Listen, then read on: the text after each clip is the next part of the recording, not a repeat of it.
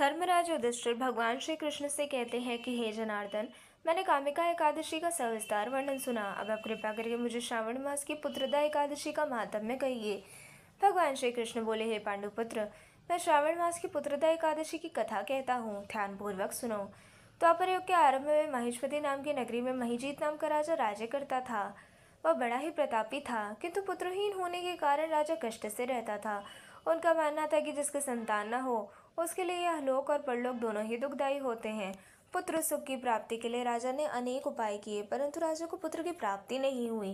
वृद्धावस्था आती देखकर राजा ने प्रजा के प्रतिनिधियों को बुलाया और कहा, हे प्रजाजनों, मैंने अपने जीवन में कोई पाप नहीं किया, न ही मैंने किसी प्रजा से अन्यायपूर्वक धन एकत्र किया है, न मैंने कभी देवता तथा ब्राह्मणों का धन छीना है। प्रजा को पुत्र के समान पालता रहा, कभी किसी से घृणा नहीं की। इस प्रकार धर्मयुक्त राज्य करते हुए भी मेरी संतान नहीं है। मैं अत्यंत दुख पा रहा हूँ। इसका कारण क्या है? राजा महिजीत की इस बात को विचारने के लिए मंत्री तथा प्रतिनिधि वन को गए। वहां बड़े बड़े ऋषि मुनियों के दर्शन किए। फिर वे सब महाज्ञानी लोमश मुनि के आश्रम में गए, जिनका कल्प व्यतीत होने पर एक रोम गिरता था। सबने जाकर ऋषि को प्रणाम किया। मुनि ने पूछा कि आप लोग किस कारण से आए हैं? मंत्रीगण बोले, हे महर्षि, आप हमारी बात जानने में ब्रह्मा से भी अधिक सामर्थ्यवान हैं। धर्मात्मा राजा महिजीत राजा के पुत्र के समान पालन करते हैं, फिर भी वह पुत्रहीन होने के कारण दुखी हैं। उनके दुख से हम सब दुखी हैं। आप कृपा करके राजा के पुत्र होने का उपाय कहिए। यह वार्ता सुनकर ऋषि ने नेत्र बंद किए और राजा के पूर्व जन्म का वृत्तांत जानकर कहने लगे कि ये राजा पूर्व जन्म में एक निर्धन वैश्य था।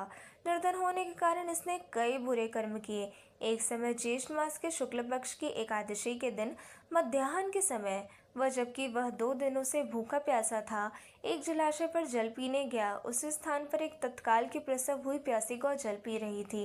राजा ने उस प्यासी गाय को जल पीते हुए हटा दिया और स्वयं जल पीने लगा।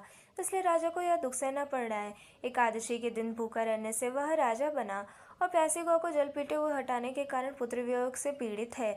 ऐसा सुनकर सब लोग कहने लगे कि हे ऋषि, किस प्रकार राजा का यह पाप नष्ट हो जाए, कोई उपाय कहिए।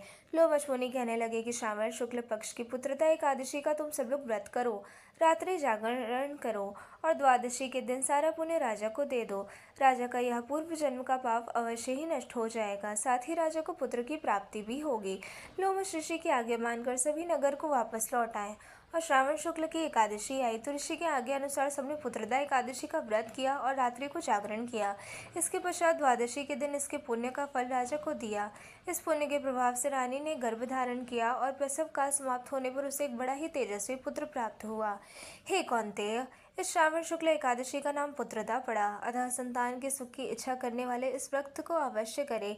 इसके महात्म्य को सुने। इसके सुनने से मनुष्य के सभी पापों से मुक्ति मिलती है तथा इस लोक में संतान सुख भोग कर परलोक के स्वर्ग की प्राप्ति होती है। जय श्री हरि।